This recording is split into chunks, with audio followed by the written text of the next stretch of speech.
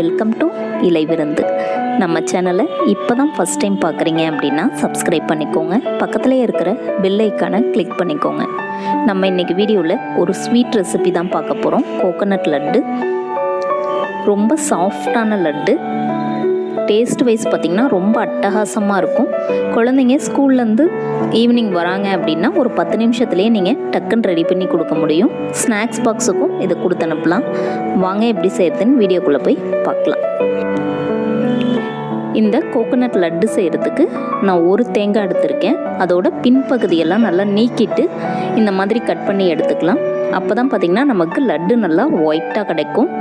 இதை ஒரு மிக்ஸி ஜாரில் சேர்த்து கொஞ்சம் கூட தண்ணி சேர்த்தாமல் நல்லா இந்த அளவுக்கு சாஃப்டாக அரைச்சி எடுத்துக்கலாம்.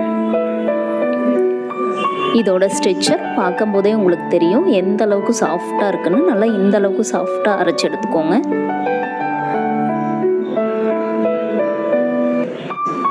அடுத்து ஸ்டவ் ஆன் பண்ணி ஒரு கடாய் வச்சுக்கலாம்.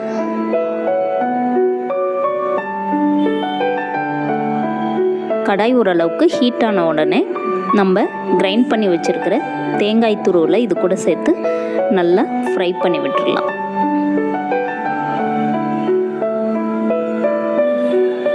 ஸ்டவ்வை லோ ஃப்ளேம்லேயே வச்சுக்கோங்க. தேங்காயோட ஈரப்பதம் போகணும். அதே சமயம் நமக்கு கொஞ்சம் கூட கலர் சேஞ்ச் ஆகக்கூடாது.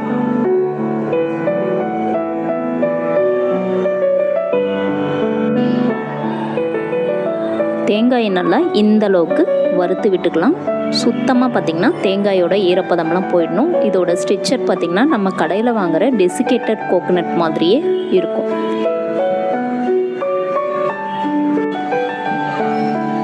தேங்காய் நல்லா வறுப்பட்டு வந்துருச்சு. இதுலேருந்து கொஞ்சமாக ஒரு பிளேட்டில் எடுத்து வச்சுக்கலாம். இந்த தேங்காய் பார்த்திங்கன்னா கடைசியாக லட்டு கோட்டிங் கொடுக்கறதுக்காக. அடுத்து இதில் ஒரு 1/4 டம்ளர் அளவு காய்ச்சி ஆற வச்ச பால், நல்லா திக்கான பழம் எடுத்துக்கோங்க. அதை சேர்த்து நல்லா மிக்ஸ் பண்ணி விட்டுக்கலாம். டோட்டலாகவே நமக்கு ஒரு 1/2 டம்ளர் பால் தான் தேவைப்படும். அதை ஃபஸ்ட்டு கொஞ்சமாக சேர்த்துட்டு நல்லா மிக்ஸ் பண்ணி விட்டுட்டு திரும்ப தேவையான அளவுக்கு சேர்த்துக்கலாம். எடுத்தோன்னே ஒட்டுగా ஆட் பண்ணிட வேண்டாம். இந்த மாதிரி கொஞ்சம் கொஞ்சமாக சேர்த்து நல்லா மிக்ஸ் பண்ணி விட்டுக்கலாம். இந்த பால் சேர்த்தும் போது அந்த லட்டு பார்த்திங்கன்னா நல்லா நமக்கு சாஃப்டாக கிடைக்கும். பால் சேர்த்து நல்லா மிக்ஸ் பண்ணி விட்டதுக்கப்புறமா இந்த லட்டுக்கு தேவையான சர்க்கரை ஆட் பண்ணிக்கலாம். நான் சர்க்கரை பார்த்திங்கன்னா ஒரு 60 கிராம் தான் எடுத்திருக்கேன்.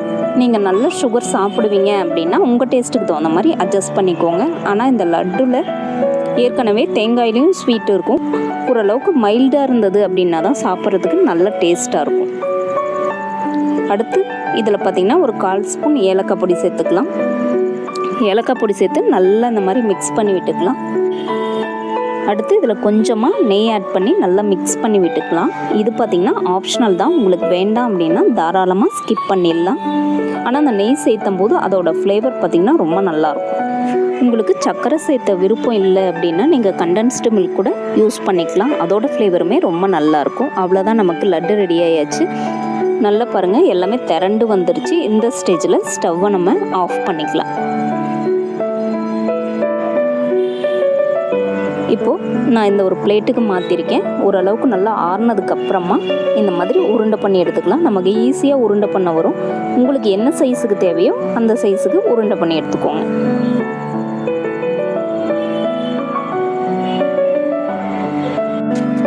இதே மாதிரி எல்லா லட்டுவுமே நம்ம உருண்டை பண்ணி எடுத்துக்கலாம்.